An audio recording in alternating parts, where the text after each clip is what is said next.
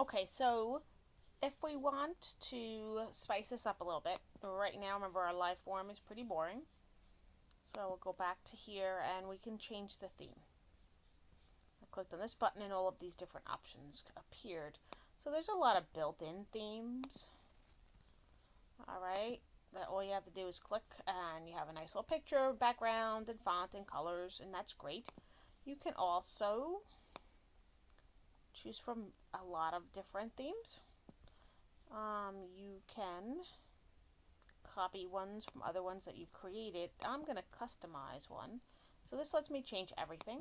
So I can actually put whatever image I want on here. So when I click on choose header, it'll show me tons of headers. It'll also allow me to go to my Google Drive and pull up any pictures I have in my Google Drive. It'll let me go into any albums that I have. If I want to use this St. Joe's one, any other pictures that I've taken, or I can upload anything from my own computer. So there's lots of options. Let's go back to my Shamrocks and select. Okay, and again, I'm not going to see it here until I view the live form. Now I see my Shamrocks. I'm going to go back to the form. Okay, and I can change the fonts.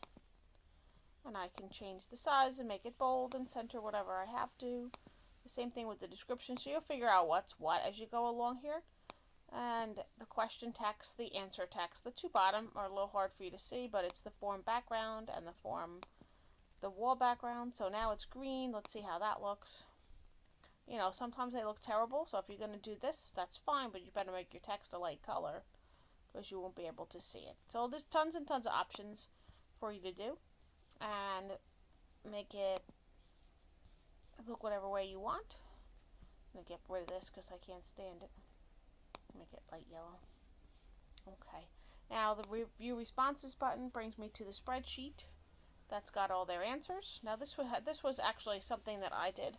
When I look at my answers, I like to put any answers that are incorrect in red, any that are somewhat correct in yellow, so I can real quickly get an idea like, oh, they didn't get this one at all. Alright, so that's why I did it that way. Oops.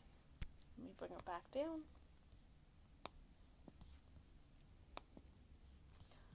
And let's go back to my test for a sec. Oops.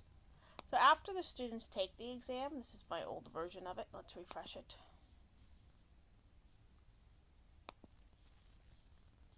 This is my nice new version of the test. After they take it, they'll only let us take it once, so they will not see this. What will happen is it will not allow them to submit another response. If you didn't check that button, this is what would happen. They could submit another response, and they're going to get the test all over again. Alright, this was actually the one we were working on the other day. Alright, so let's just real quick, let's take a couple more looks at a couple extra things. If you have to edit any questions, of course, you go in to edit the questions. Anytime you're inserting anything, if you want to force them to answer in a certain way, so if you go to the advanced setting, and we can validate something and say it has to be text and it has to contain an email address or a URL, or if it has to be a number and it has to contain is number. Alright, that's if you want to make sure they put a number. And remember, if we click required question, they have to answer it. They can't go beyond without answering it. When you're all done, you can leave a little message at the bottom, or when they're finished taking the test. So you could put, don't forget, after the quiz, to start your assignment. Okay, whatever message you want to show to the kids. And when they're done with the test, that's what they're going to see. Alright, so there's lots of options. I clicked on send the form. This is my link. I would be able to copy this into the Google Classroom. If I want to email this to the kids, I can do that. It will be embedded in an email then.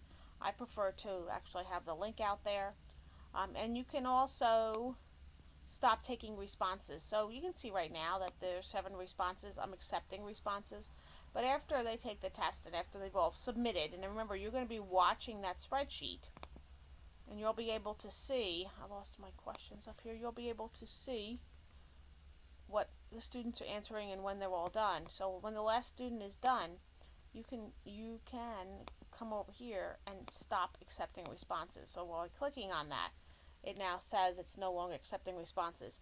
And when the students go to click on that quiz link, that's what they're going to see. They're not going to see the questions anymore. It's also possible to take this quiz, and if you have 5 different classes, you can use the same exact quiz and just change the destination.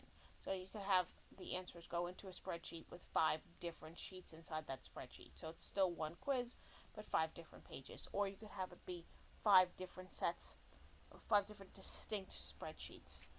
Or you could just create 5 different copies of the test, whatever works for you.